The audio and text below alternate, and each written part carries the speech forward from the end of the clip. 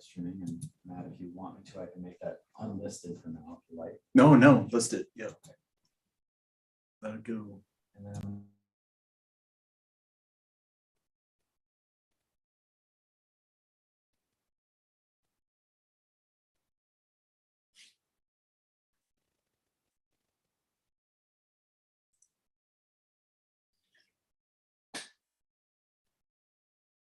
Got it.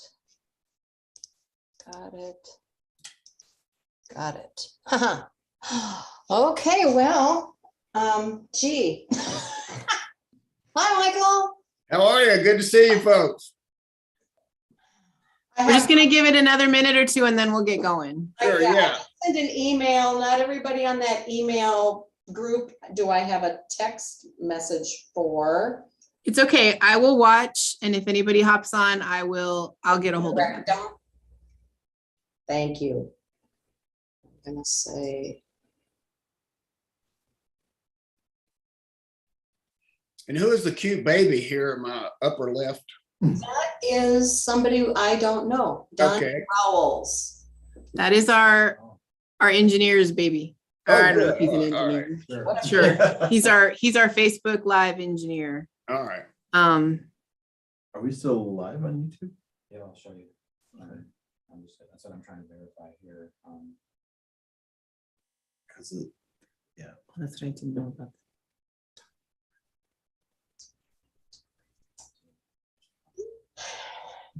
I mean, this is what it's showing. Yeah. This is just a still image. Yeah. All right, hang on just a second. I got one more coming. Hey, can you check your email? I tried to send you a That's why there's like a 10-second delay, so in like 3 seconds, so she should get up and walk out, and we know we're live. Okay. It froze on my phone then. Well, Chris said thank you. Okay, so she should be showing Maybe up. she will. And then there were 3. So there's a delay, but it's there. Maybe that It's not was working on my phone. There's your email, so. it. Well, you know, yeah, somebody might have come into the other link, Oh, you know. yeah, right, just- yeah, uh-huh. So I got one more coming in. Her name is Christy. Chris Drake, Dragon. Somebody else is coming? All right, awesome. We'll get there. Won't be like that last thing where I was the only one you had to talk to. No. Hey, that was fun. Things are looking up from there. Yeah, well, listen, it was stimulating. I appreciated shooting the breeze with you. Yeah, it's fun trying to talk about a book with someone who hasn't read the book. We've all read this one, though. We just read it for our book group. Oh, good. Okay, great. Oh, was that Probably maybe 3, 3 4 months months ago? Oh, good. Okay, great. Well, we're going to try to jump into questions fairly early. So if you got some, we'll try to use them to jumpstart a conversation. Did this get rescheduled? Because I had it on a different day. Originally, when we first scheduled it out, we did have it on a different day. We had some switching around, but I think this one, and then I think the last one is August 11th. I think that's still the original day for Love in a Time of Cholera. Okay, good. Good. Yeah, because I thought, man, I'm really getting them bad because that was way off. Chris, are you not going to show your face? Here's Can Christy. I'm on my phone. Oh yeah, I see. So we actually have another one. Hola. Christy. Hi, So Chris. this is good. So we Hi were guys. more than we've had. That's great. So let me make sure I know everyone's name. This is Kristen, and ladies, tell me your names. I'm Linda. I'm Linda? Shar. Shar with a C or a S? C. Okay, Shar, Linda, and And Kristen. Chris. And Chris, okay, with Chris and Donnie's baby. And Donnie's baby.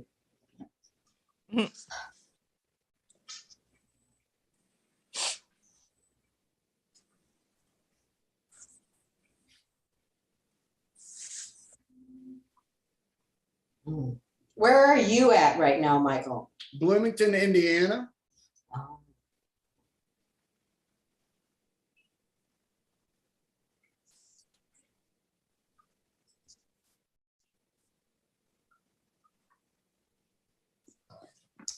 We're gonna give it one more minute and then we're gonna get going. All right.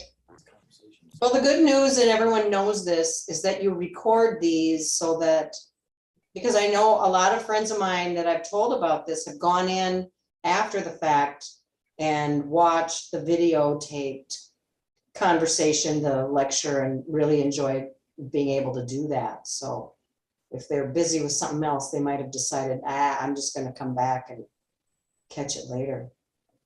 Great.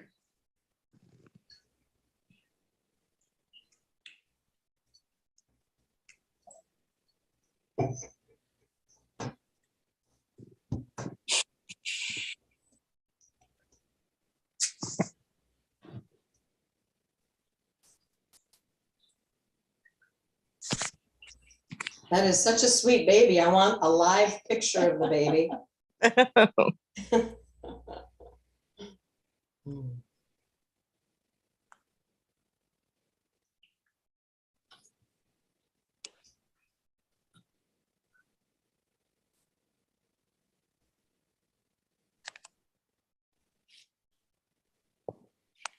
What kind of weather is in Indiana right now? Well, it's starting to be lovely. So in between summer and spring, it's very nice.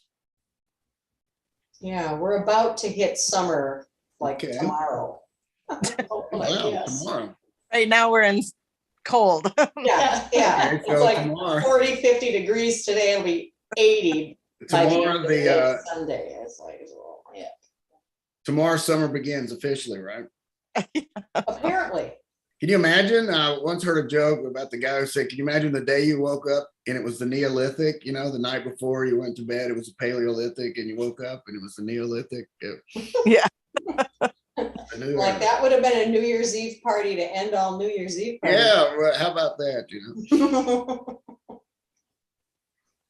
know, Because that was just a one night thing that, you know. Yeah. yeah, you could probably if you had the right archaeologists involved, you might be able to find out the exact minute and date. Once upon a time, they actually did that with trying to use the Bible. Some guy, I don't know if it was 18th century England, came up with the exact date, sometime in October, that the world began.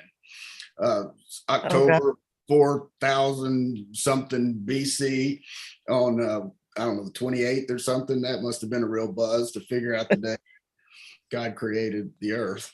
Okay. Mark your calendar with that one. Yeah. There's a person. Mhm. Yeah, Christie. Okay, I think we've got at least enough here to get started. So Okay, what I'm great. gonna ask everybody to do is mute themselves, not you, Michael, but everybody else mute yourselves for a few minutes and we're gonna get started. I'll do an intro and then we'll let Michael talk for a few minutes and then he'll let you know when he's ready for the question and answer piece, which might be sooner than later. And then you can unmute yourself and definitely jump in and we'd love to have a lively conversation there. All right? And you've got Sandra that's trying to enter. And And we're waiting we're room. going for about 57 minutes, so Yeah. we're trying to go until about 7 o'clock. a little bit, yeah, about 7 o'clock. Yeah. yeah. Yep. No, about 7:07 or 70. 46, 40, or 56, 46. So So 56 minutes. We're plus doing 6 math minutes, here. that's Great. That's an hour and 6 minutes, so we're trying to go till 7:17, aren't we? huh? No, that's No, too do much. It'd be 67. 7:07. We can chat that. We'll figure it out. 7:06. Okay. 7:07 would probably be one. Sandra, if you don't mind just muting yourself until we get going here a little bit, and then Michael will let you know when we're ready. Perfect. Thank you so much. All right, we ready to go? I am. Okay. Good evening and welcome to the Reading for Life lecture based on the book Song of Solomon by Toni Morrison. Reading for Life is a movement of the imagination with the purpose of growing community around a shared love of literature. The idea is that real community begins and ends with our imaginations, and few resources, if any, are as vital to the imagination's development as works of literature. Our presenter tonight is Michael Verde. Michael graduated with honors from the University of Texas's Plan 2 Honors Program, earned an MA in Literary Studies from the University of Iowa, and an MA in Theology from the University of Durham, England, where he graduated at the top of his international class. He taught for 15 years at the university and college prep schools level, most recently at Indiana University, and is currently completing his PhD with a focus on literature and religion. He founded Reading for Life in 2005. If you have any questions during the lecture, just let us know. We'll be ready for those here in a few minutes, and Michael will let you know. Don't forget to unmute yourself. As I said before, our text tonight is the Song of Solomon by Toni Morrison. Michael, the stage is yours. Great. Thank you, Julie, and everybody for being here.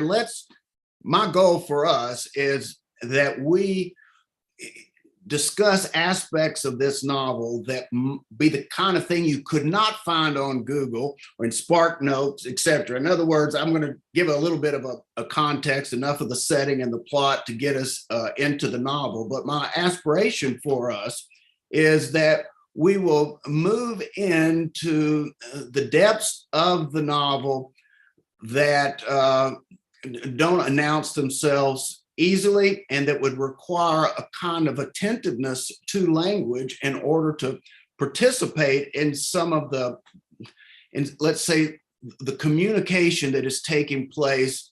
You could say subliminal, beneath the surface, or deep, etc. But my goal is that we get to that kind of stuff as soon as possible. And one of the ways we can do that, after I jumpstart us a bit, is for you to share whatever questions that you have. And I am quite confident that implicit in your question will be a thread or two that we can follow to the heart of the novel. So with that in mind, let's get started. A way to think about this novel is to imagine that it is the story of a family of dead people. Well, they are actually not dead, but literally, and by literally, I do not mean actually. The word literally means of the nature of letters. It's the same word for literature and literary. It has the same etymological root. So when we use the word literally to mean like I literally saw it, we're using it in a kind of secondary sense. The word really means in the nature of letters. So when I say that this was literally a family of dead people, I mean that their last name was D-E-A-D, of the letters that spelled dead. So you can imagine if you're reading a novel with the last name of the main family, so to speak, is dead, you're probably in a very interesting place imaginatively, because either those people are actually dead throughout the whole novel in some kind of way, in which case you have, I suppose, a ghost story, or there is something tantalizing about the name that raises the question, what constitutes the death that they're in, if indeed they're dead in some metaphorical way, and what would it be for people who are dead to come alive? So I just, with that in mind, wanted to say that this is a story of the main character who is in a family of dead people, who at 32, again, they're a living people, but they're living a kind of death, so to speak. It is an unsatisfying kind of life, especially from the perspective of the protagonist, whose nickname is Milkman. Milkman dead. Now, again, we're having fun with language here, so we'll just keep an eye on what could be suggestive about Milkman. But a milkman dead, you got a dead man right there in the main character's name, and something about this milk business. Any case, Milkman dead, whose actual name is Macon dead. He's the third of a line of Macon deads, and they originally got their name after the Civil War. A drunken Union soldier who set free the first Macon deads.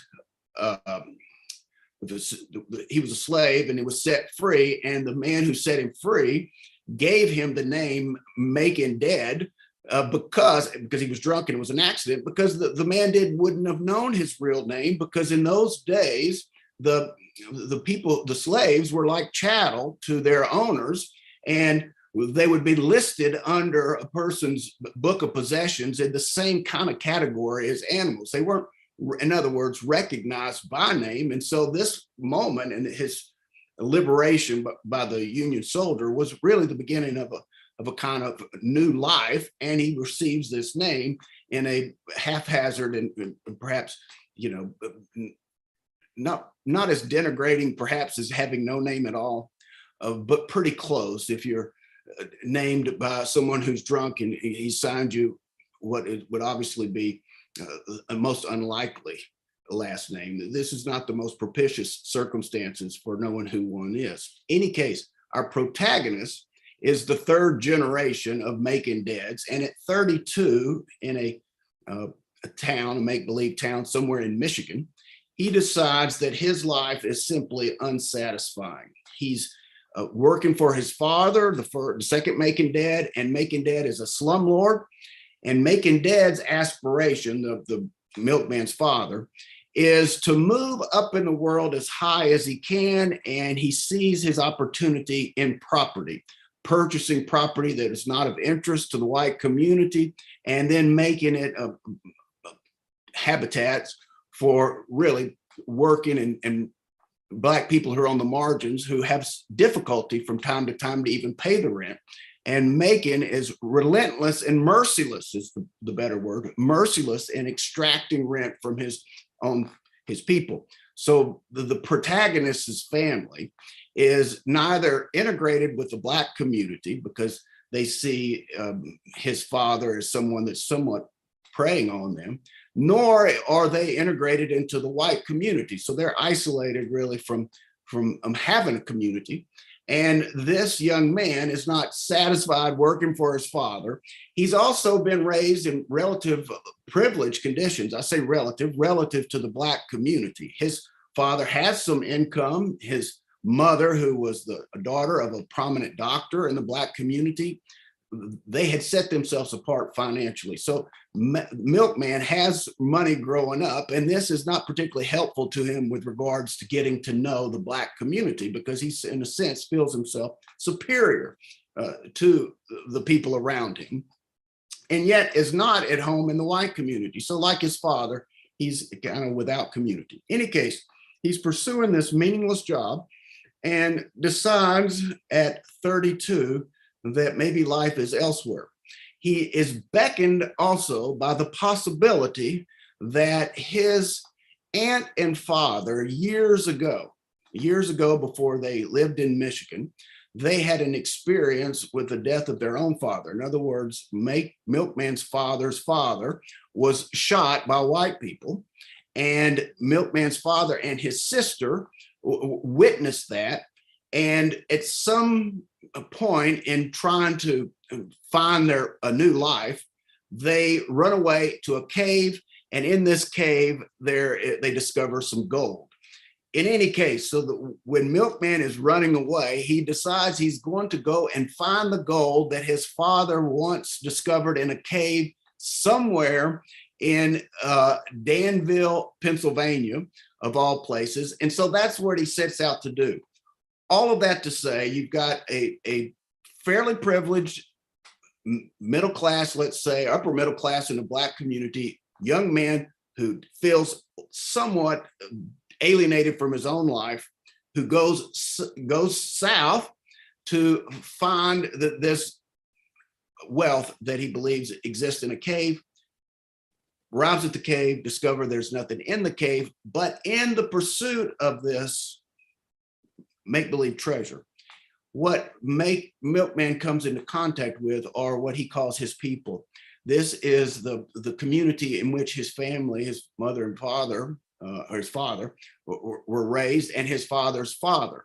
He's around rural people, country people, and he starts to discover that it feels right to him in some unexpected way. And the more of his possessions, he only brought a few things, mainly 2 big suitcases, largely empty because he was going to bring gold back. But he had some scotch and a few shirts and maybe some underclothes, but he didn't have a lot. But along the way towards this cave, he starts to lose even the things that he has. And at some point, he finds himself down to very, very little.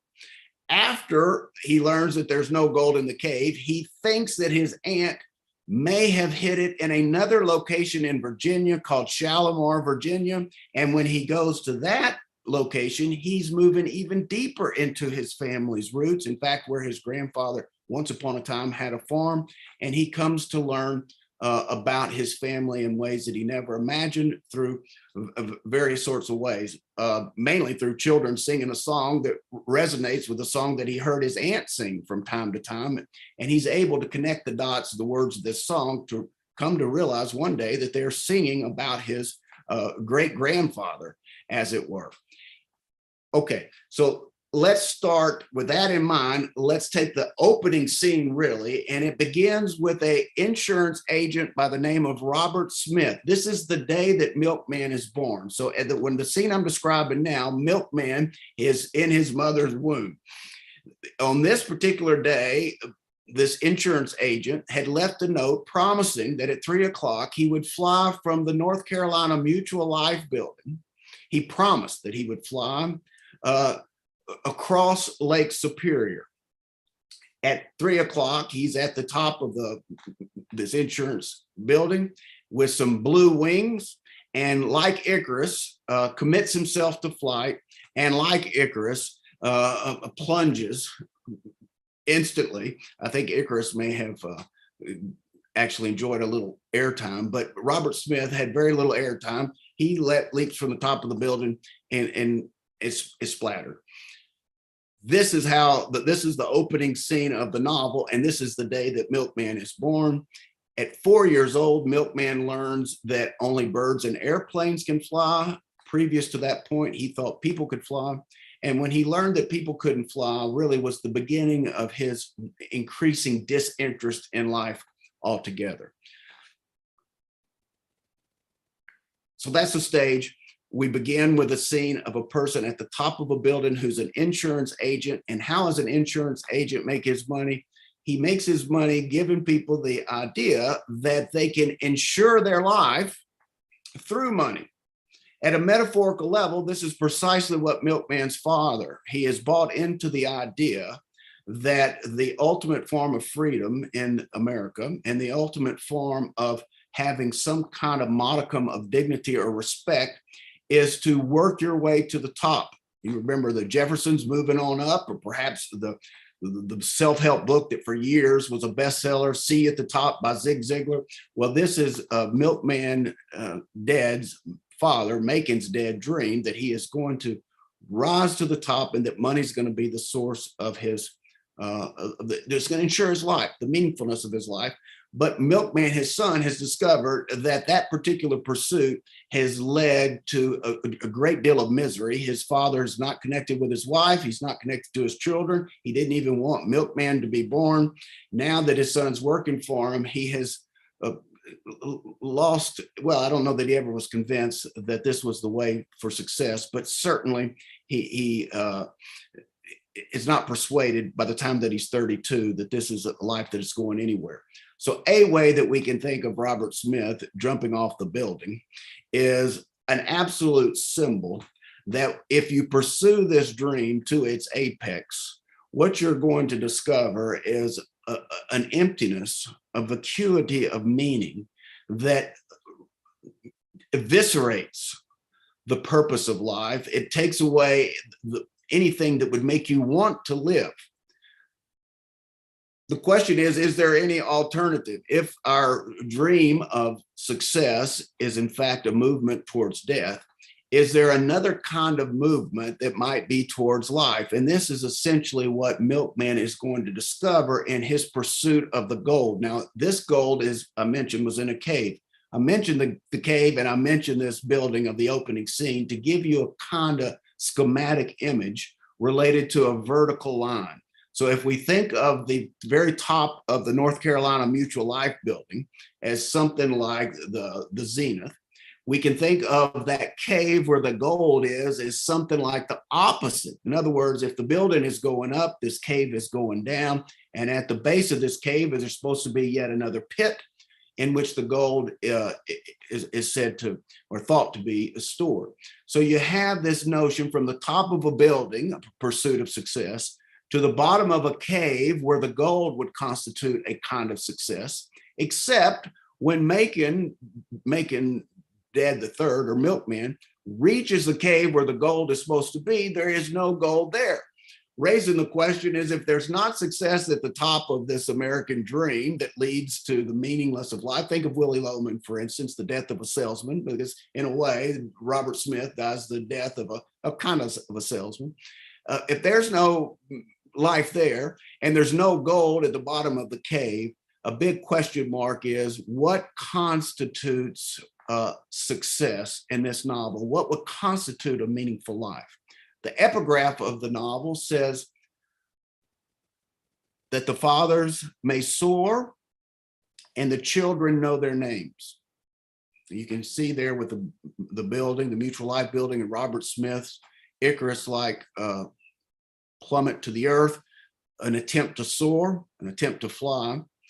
And you can imagine in Milkman's movement down south to discover this gold and coming into contact with his people, so to speak, and slowly learning his own past, that he is coming to know his name in a way that he did not before.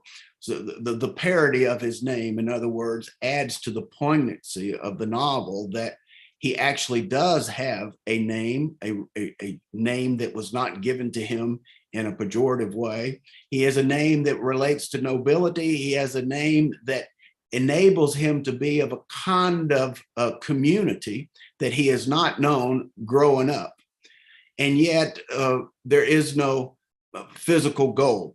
So I'm going to hit pause at this point with this particular image in mind. I'm trying to suggest that this novel, if we're going to get to the depths of it, has something to do with how does a person move up, so to speak, with regards to positive things. How do we feel exhilarated about our lives? How does our life feel like we want to fly in a very promising way? We're taking flight from gravity. We're experiencing something that transcends the mundane. So if we think of movement up in a positive way, how is it that we can move up without becoming Icarus?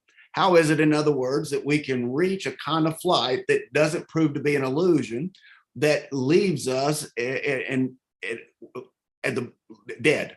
Okay, how can we pursue a dream that is a real dream that's not eviscerating or desiccating the meaningfulness of a life?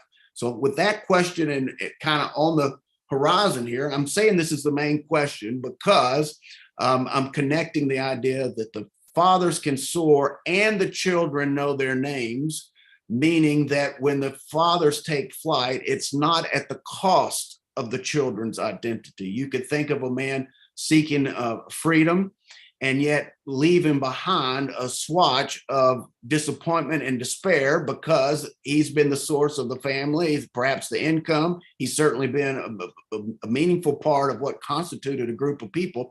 And in his absence and movement towards flight, what's left with that group of people is to pick up the sort of pieces. So this novel is suggesting that there is a possibility that the fathers can soar without the children being shattered and losing any kind of roots with regards to their own future.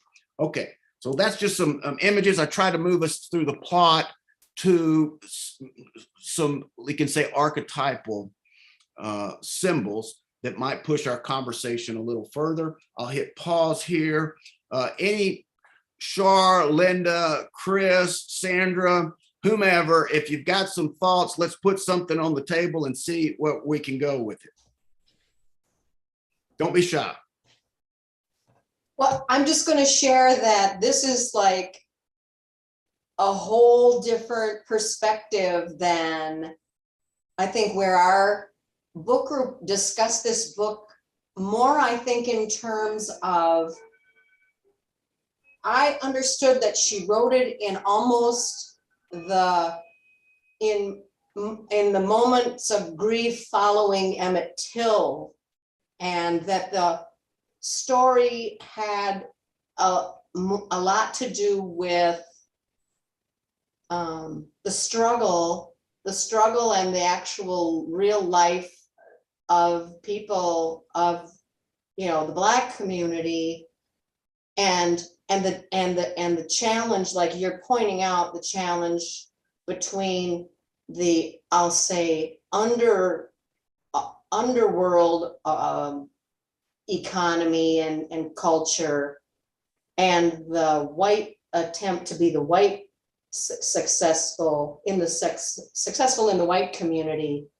That tension there seemed like a lot of what was going on in the book, that, you know, the relationships between the characters, like I can't remember what was that guy's name who ended up killing him in the end, and his group of people that were taking a white life in response to any Black life that was taken, you know, as sort of a balancing thing. That sort of pulled us in that direction. So it's interesting to think about it in a more like, this is more of a 60,000 foot view. So that's very, my brain hasn't quite caught up to you. Well, let's say this, that it's not an either or. In other words, Linda, the kind of circumstances that you're talking about socially and historically, those are all actually very, very relevant to the story. But let's imagine now, if we did describe a picture of an African-American community in the Midwest that is being treated in a subordinate way to let's say the dominant community. And we ask ourselves, including in a very real world, social and historical way, what are our opportunities, or what is my opportunity given this social and historical context, given the fact that we're on the economic margins, given the fact that we don't enjoy the certain kind of certainties that you would imagine the white community does in institutions, including legal institutions. If, in other words, our life is precarious in this social way, what can we look forward to? Is there a way that we can experience the sort of joy that we think is our sort of birthright, life, liberty, and the pursuit of happiness? Is there a potential possibility for happiness given these historical and social circumstances? And you pointed out one of the paradoxes is that the model that is being proffered culturally, the model of material success, if the dominant culture's prevailing mythology is not a source of ultimate happiness.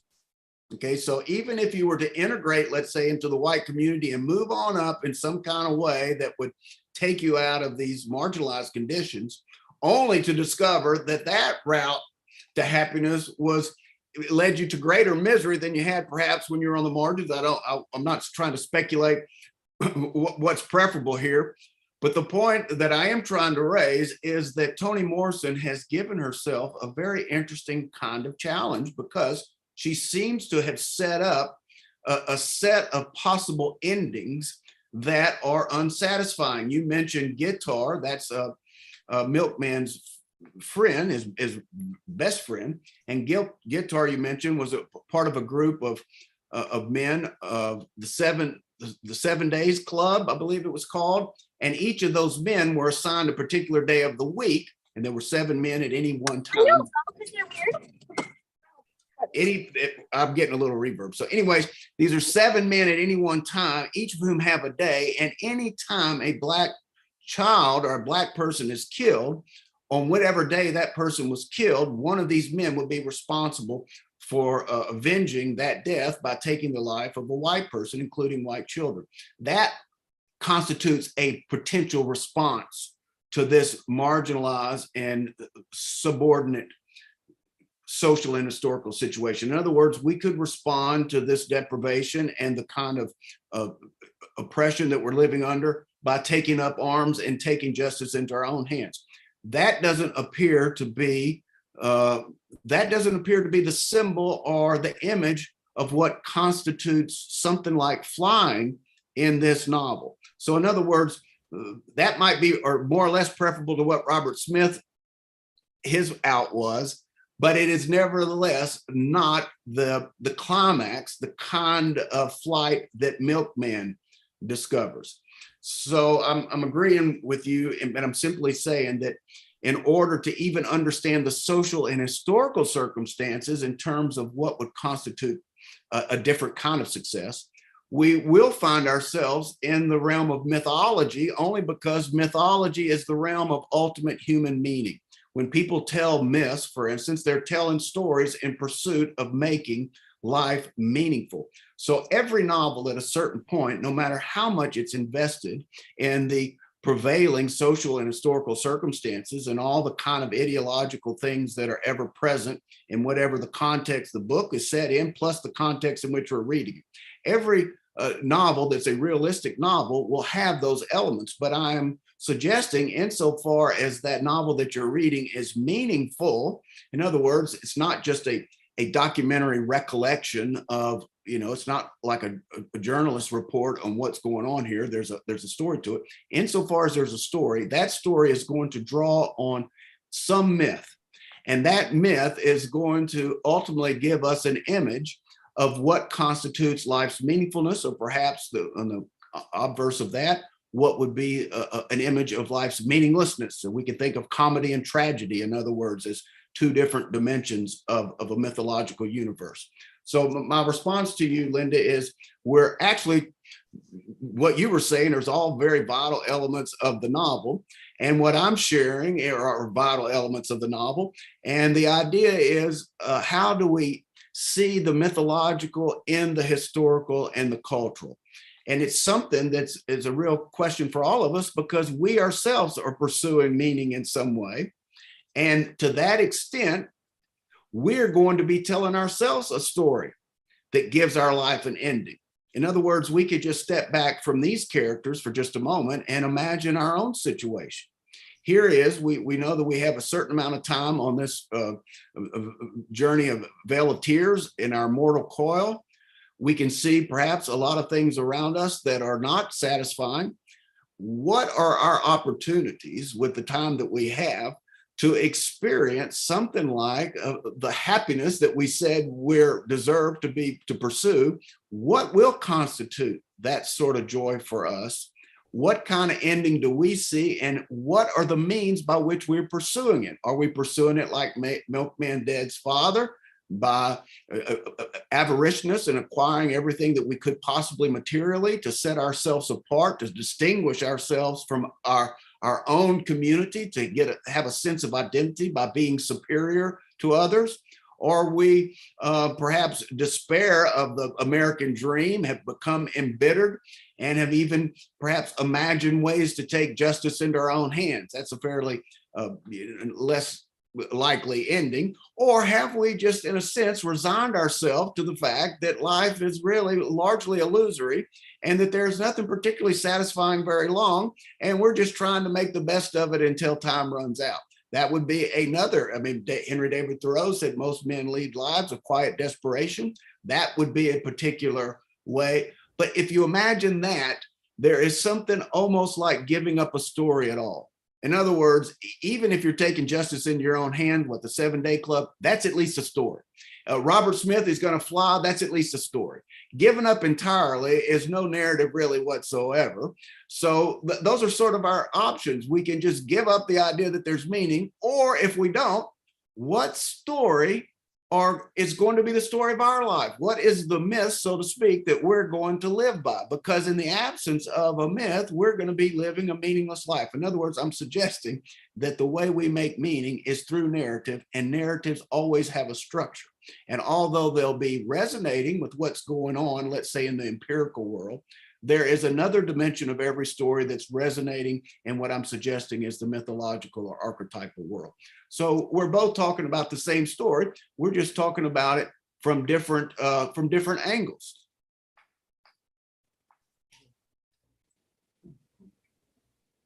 Don't be shy, folks. This is going to be, throw something out there. Don't think that it's too pedestrian. Anything that's going on, something that doesn't seem to make sense, that's a good place to start. Something in the novel that bugs you, that's a great place to jump into any kind of work of literature. If you see a scene that seems to not make sense, either the artist has made some kind of flaw in the design, or there is a sense there that you haven't yet discerned. So a good way to push your own imagination deeper into a story is to find those points that seem cryptic.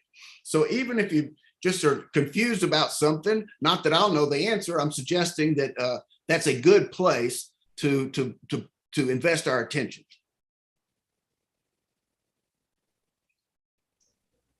I'm just gonna keep bugging you.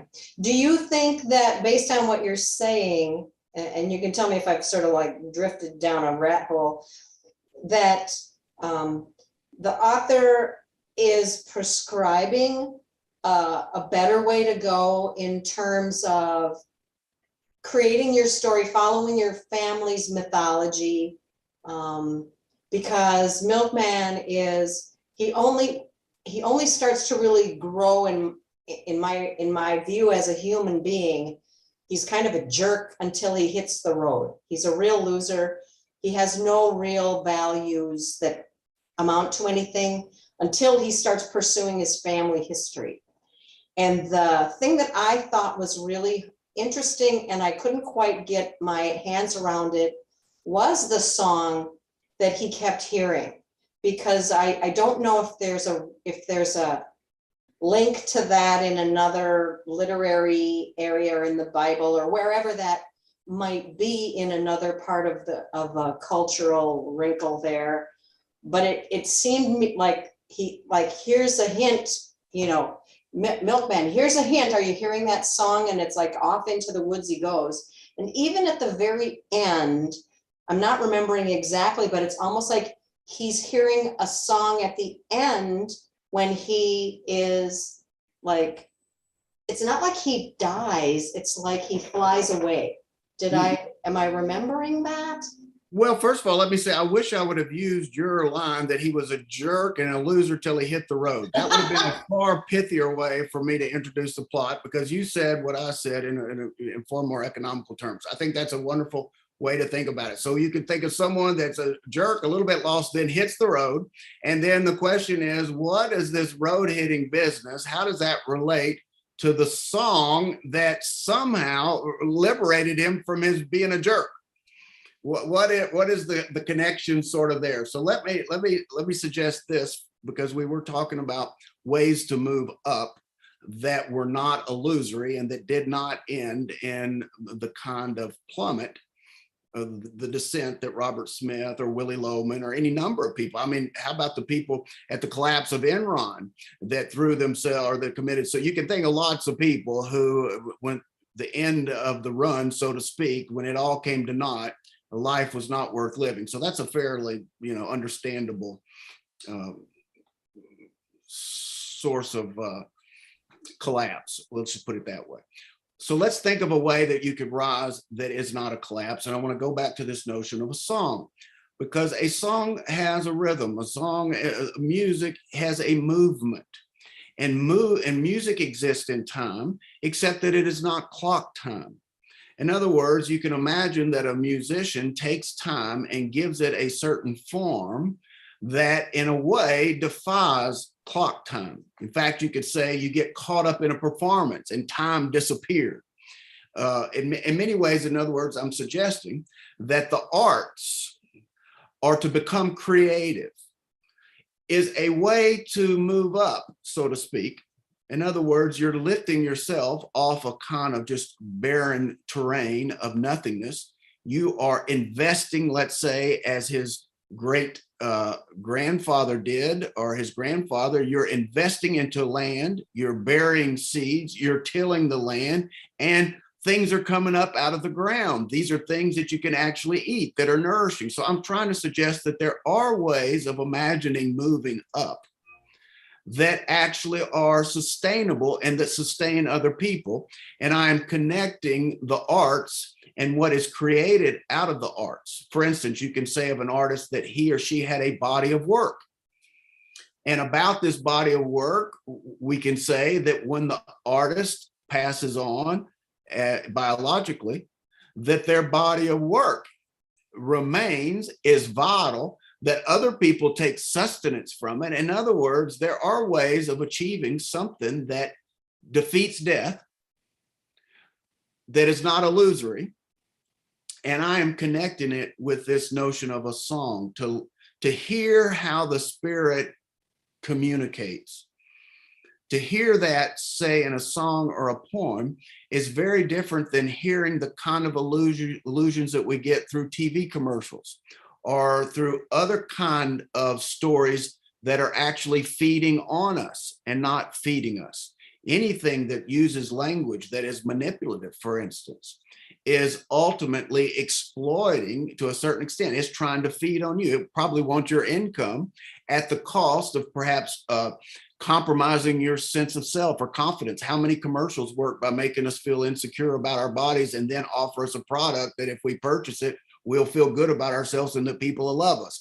This is a kind of way that we would participate in this dream of moving on up that's actually feeding on us. Let's take Hagar, Pilate, who is Milkman's aunt and his father's sister, Pilate dead.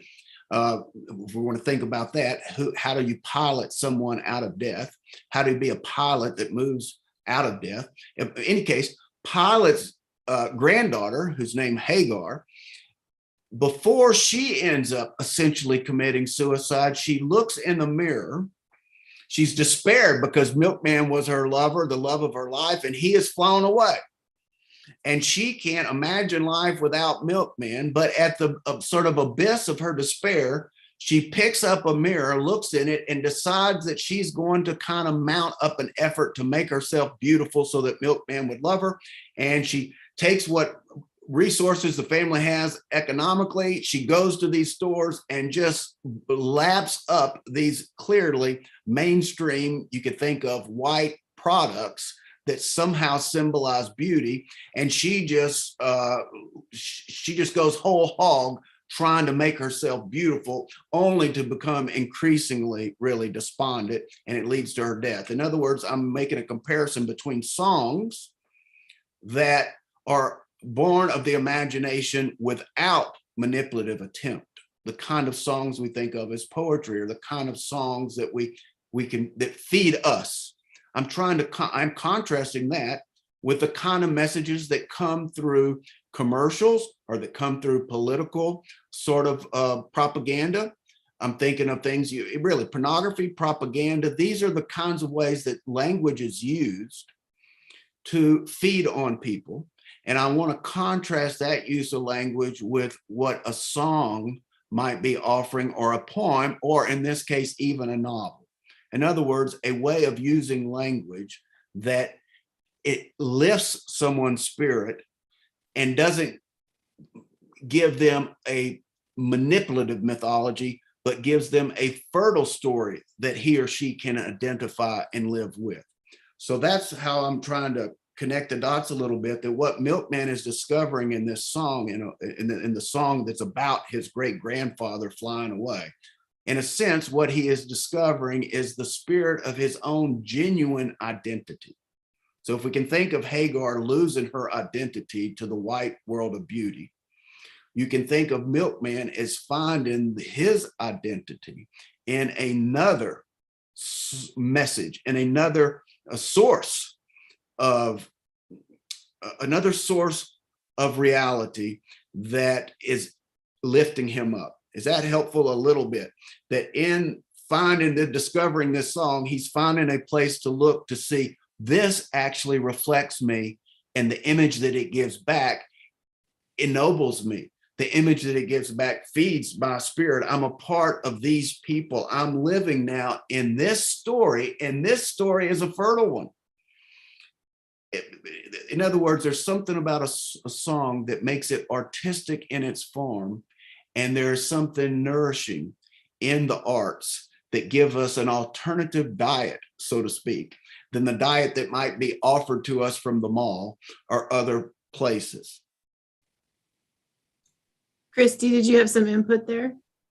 I was just, and please stop me if I'm repeating something because I have been listening while driving kids to and from soccer practice. So my attention span has been about like 82%. So I've been trying to stay engaged. But I was just thinking about Song of Solomon and the biblical text Song of Solomon and the connection to the title and the musical nature of kind of the thread of Milkman's redemption through the novel, and how that is it's been a really long time since I read Song of Solomon biblical edition, but it's in verse, correct? In And verse, so meaning what? and Wait, it's like it's written in it's in a more poetic form than like oh a yeah, no, narrative, I like thought you some of meant the other word books of the in Bible. verse. Yes. Yeah, sorry, yeah, verse. Shit, In Yeah. space verse. Yeah. Gotcha, So right. so like the idea that the reference to the biblical text is also a biblical text that's written in verse. It's one of the more like sensual texts in the Bible, right? So it's a very unique book in the Bible to choose for, and there are a lot of, biblical names in Toni Morrison's Song of Solomon. So I mean, I think there's a lot of playing around with like themes of like little bits of hedonism versus, like sin and pleasure and all of those themes, and whether or not we can escape basically our flawed, fragile human condition, and are we ever able to approach anything that would be, essentially freedom in our, limited physical human form, I guess, is Good, my. okay. That's wonderful. Tell me your name again, just so I'm on track with you. Tell me your name.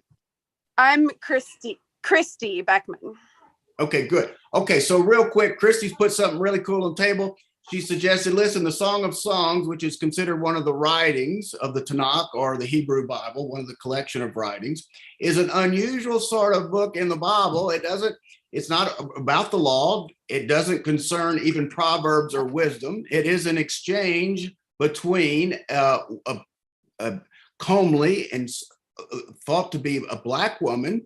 Could be that the person is Black, or it could be that, as she suggests, that her skin is made sunburned through hard labor. In any case, it is this woman known as the beloved speaking to the man that she loves, who is a shepherd, and they go back and forth really with some lyrical expressions of desire and even of ecstasy, often comparing each other to natural or physical things. I mean, like that her sort of neck is like the cedars of Lebanon. I'm giving a silly example, but those are the kind of metaphors that are at play.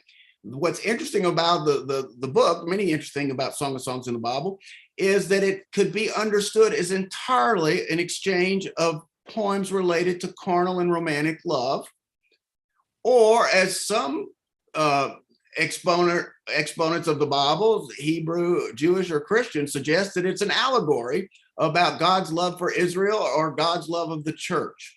What I think, Kristen, you were putting on the table is, what does this bodily stuff, this sensual stuff, have to do with the kind of happiness that we were talking about? And what does this bodily stuff have to do with taking flight?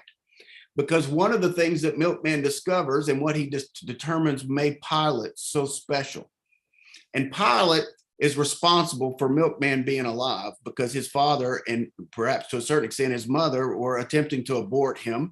But because of her intervention, really his father didn't want him to be born. Because of Pilate's intervention, Milkman survives and is born. At Milkman, you might say, at his rebirth, Pilate is present. In other words, it's Pilate's presence that saves Milkman's life, because when Guittard tries to shoot him, he actually hits Pilate. So what I'm suggesting is that Pilate has twice given Milkman his life. And what Milkman comes to believe is that in Pilate's life, he understood what it meant to soar without ever leaving the ground. In other words, it's through Pilate that he cracks this kind of conundrum. How is it that I take flight without leaving other people? How is it that I find freedom without leaving in my path people that I've abandoned, which was the case for his great-grandfather? How can I not be a slave, but not leave other people behind that are still in a state of bondage? Okay, so what's so great about this is because it challenges us to think that the body is not an impediment to ascent. Very much within at least Orthodox Christian traditions, there's been a real sense that the body is a source of sin, and that anything related to moving up had something to do with getting outside of the body or getting outside of the body's desires. That is those desires that keep us down. This novel is suggesting perhaps that there is a kind of love that leads to ecstasy that absolutely includes another body. In other words, that it would be impossible to even take flight in a genuinely liberating way if you don't attempt this journey with another human being, including bodily. We can think, in other words, just the most obvious example of the kind of ecstasy that people experience in moments of making love, for instance. There are two people who are, in a sense, ecstatically relating to each other. That is, they're getting outside of their own ego. That's what the word ecstasy means, ecstasis, to get outside of oneself. They're getting outside of their ego boundaries and finding each other in a common ground that bonds them to each other, makes two out of one, bone of bone, flesh of flesh. But if it is genuinely making love, you're doing this in a way that neither person is being exploited by the other. In other words, in the, let's say, superficial model of success, moving on up means that there are people who are beneath you. In other words, it's a zero-sum game, a dog-eat-dog world. One of us is going to make up, one of it isn't. And a lot of, think about high school and junior high, how much of all that social pyramiding involved putting people down or putting them in their place. Well, I'm suggesting that the opposite of that, of two people wrangling over who's going to be top or bottom in a hierarchy, the opposite of that would be two people coming together in such a way that it no longer made sense to think in terms of superior or inferior. And that the experience of this kind of marriage, and you can think of this romantically, or you can think of it as platonically, as between two friends, as you can imagine is suggested in the way Milkman and Guitar come together in the end. Guitar had been trying to kill Milkman because he thought Milkman was stealing the gold, but then when he shoots, it hits Pilate, he puts the gun down, and that is when Milkman leaps towards Guitar. The idea is the two of them are going to come together, but there's not going to be a gun involved now. So I'm suggesting that the kind of ecstasy that you could experience centrally is not only in a romantic context. This could happen between two friends. You could also imagine this growing beyond two people into an entire community of people. Ideally, that's what a healthy community would be. People who are able to get outside of their own egos to form a kind of body, a social body, in which everyone has a meaningful place without other people being subordinated to their place. What I want to say is that the Song of Songs is really challenging the idea that has found root in certain ideological understandings of Christianity, that our body is somehow dirty or a source of a sin.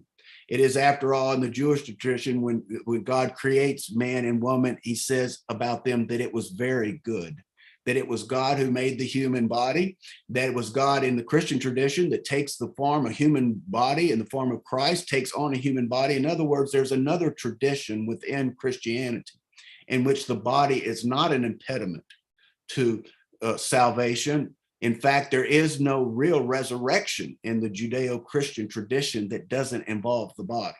There is a resurrected body, even the way Apostle Paul talks about the body of Christ. It's a spiritual body, but it involves the material body.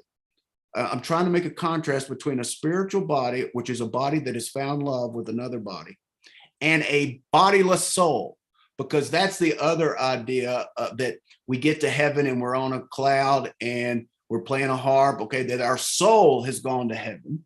We've somehow been freed of this human body, but our soul's in heaven. I'm suggesting that that is really not a Christian tradition. That is really coming from Plato. That's a Greek tradition of a soul that ascends after death. In the Judeo-Christian tradition, and there is no ascension that doesn't involve the resurrection of the body, which means the body is not left behind. And I'm stressing that because this is of the essence of this novel. How do you achieve freedom without leaving a body behind? You know that Pilate goes back to the cave where she believes she's killed, where her brother killed this white man in self-defense. And she believes that her father has been enjoining her to take and carry those bones around with her, since she feels responsible for that person's death. Her father, she imagined, tells her that you can't leave a body behind. So she has been living with these bones in a sack everywhere she goes because it somehow freed her mind to just have that body with her. What I'm getting at is, how do you take flight without leaving a body behind? And the Song of Songs that you mentioned gives a poem that tells us two people that are taking flight in a very sensual way without leaving the body behind.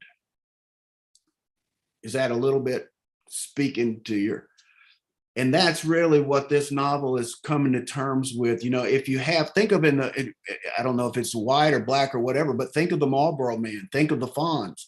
This is think of a lot of country music. You know, I loved you, but I gotta get back on the road. I gotta hit the trail. I can't stay. This is a kind of common male fantasy, right? And I'm sure that there's versions of that. In fact, Toni Morrison says there's versions of that in the Black community of the slave who took flight and went back to Africa.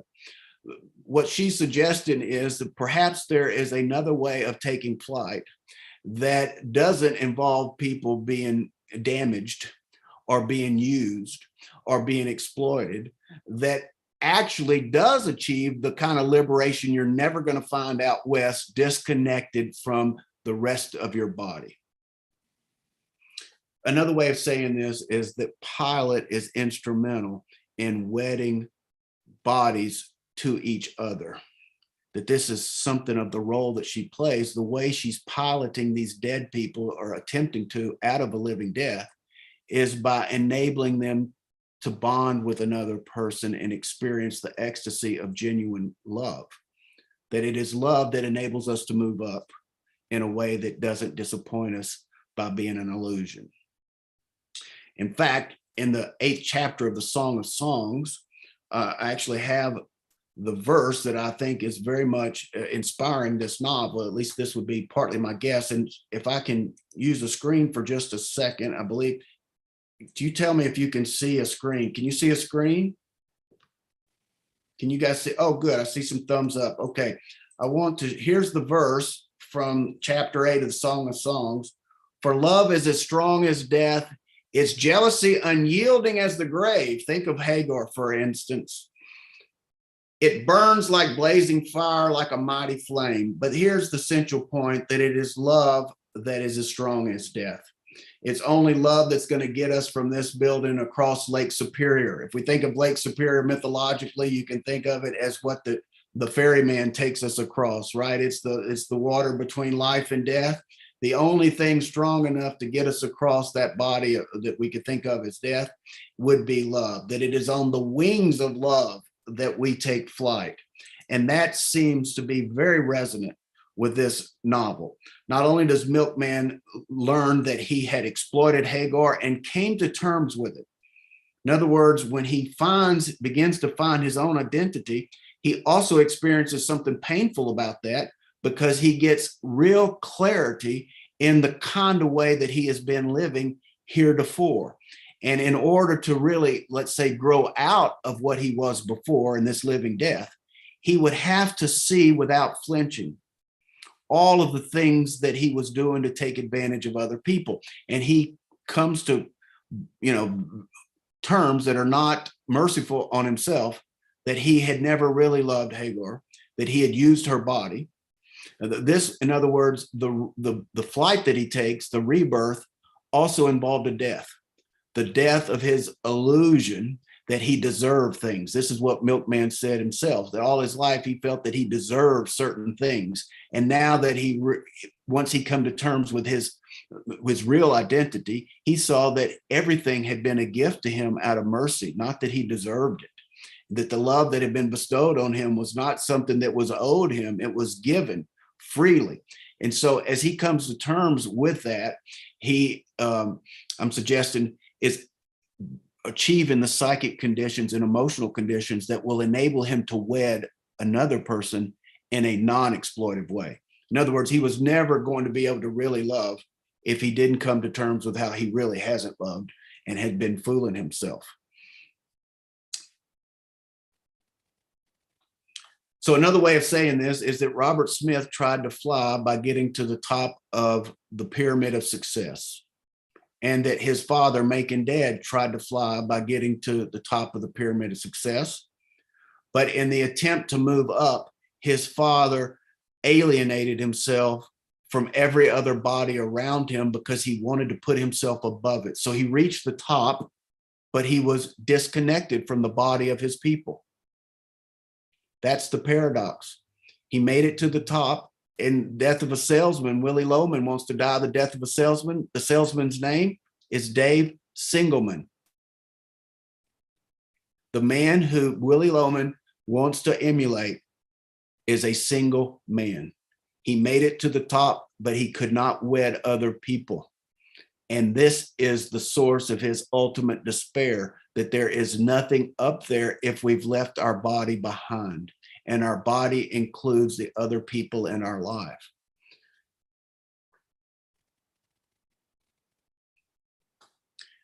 This is it's very spiritual, but it's suggesting that the spiritual is not in conflict with the material or the bodily.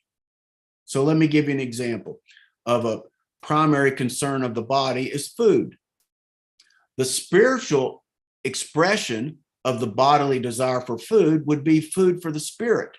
We can think of that as food for thought, for instance. What are the things that feed my imagination? Because my imagination needs a diet. This is where, Linda, the stuff about the songs starts to come in too, and how this relates to poetry and how this relates to the novel.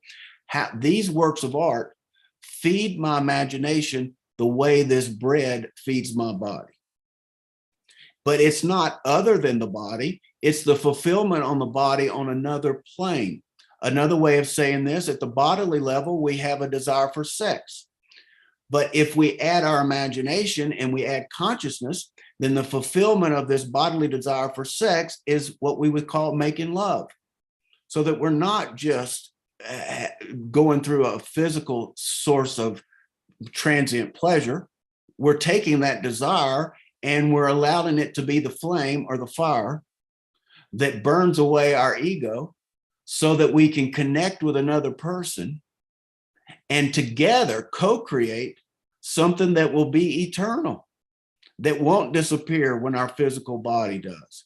In other words, it's the heat of the body that I'm suggesting enables the fulfillment of the spirit, that they're not in conflict with one another. And you could see where this would make sense, that a woman author or a woman or anybody, wouldn't have to be necessarily a woman, but you would have to be in touch with your body and to appreciate how much of your life was bodily. And I think it is very easy for certain people, I don't want to make stereotypes, but I'll just say myself, to live from the neck up, to be disconnected from your body in many ways. Well, if you bear children and you live as intimately with the monthly rhythms that you do, it's probably not as easy to forget the reality of your body if you're living with it in that sort of intimate way. And I'm suggesting that Toni Morrison has offered a rereading of what constitutes the spirit that includes the body in this spiritual fulfillment and doesn't achieve success at the cost of the body. This is some of the deep themes, but going back to Linda's point, you can see that these ideas are not disconnected from the historical and social world, because we're all living right now in an historical and social world. And I'm guessing we're all trying to pursue happiness. And we're doing it by some kind of image of what that happiness would look like. And if we have bought into storylines that happiness is me on my horse alone, riding off into the sunset, and I'm trying to replicate that on my Harley Davidson, or I'm trying to do that in the political world by being at the front of the parade, if that's the myth I'm living by, then this novel should constitute a cautionary tale that where you're going to end up, buddy, is at whatever you think of at the top. And when you get there, you're going to find that you're up there entirely alone, and that everything that was meaningful in your life, you have compromised, sacrificed, and exploited. And now you're looking back on just a valley of shattered people. Or what is the song by Nick? Is it Nick Cage? In any case, Johnny Cash made a great version of it, of Hurt, of all of the people that I have hurt in my life. And now the only way I feel anything is by injecting this morphine or this heroin into my vein. That's an example of someone trying to be in touch with his or her body and feeling ecstasy, but doing it in a way that at the end of the rush leaves you empty and closer to death than you were before. Is there, in other words, something like drugs that doesn't take our life away? And I'm proposing that the symbol of a song, which could symbolize the arts, would constitute a kind of drug that doesn't feed on us.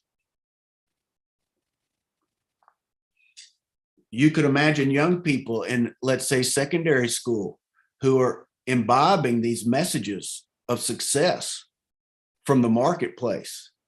And we don't have to be, you don't have to be a Marxist, and you don't have to be a down with America person to appreciate that many things have a economic ulterior motive. That there are a lot of things that people are trying to sell us that they're doing so and misrepresenting, or trying to undercut our confidence so that we think we have to self-medicate. Okay, you don't have to be down with life to be aware that there are many manipulative voices out there in the world that are giving us images of success that will actually lead us to where it led Robert Smith and where it led Macon Dead. You could imagine these high school people also being introduced to a world of literature where all of a sudden they're reading something and they feel something in them start to get excited imaginatively. It starts to resonate. They can feel something. Okay. Well, now what we have is two potential myths competing for this young person's life. We have a song and a commercial, a poem and propaganda.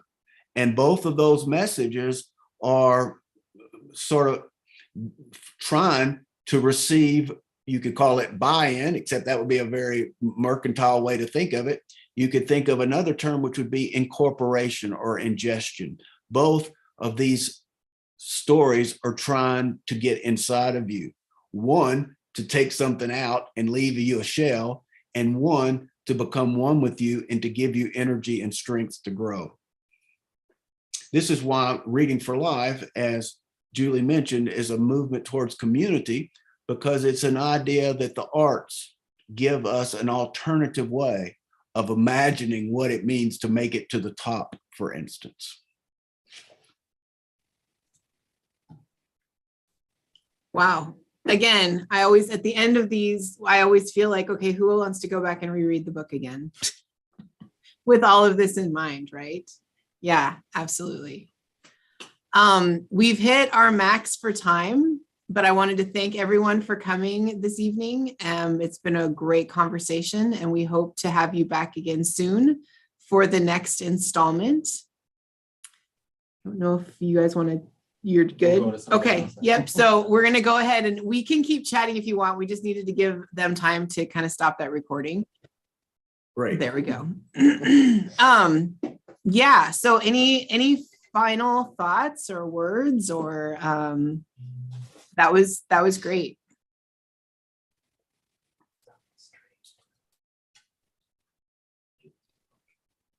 Don't be shy, guys. I think appreciate, just I'm sorry.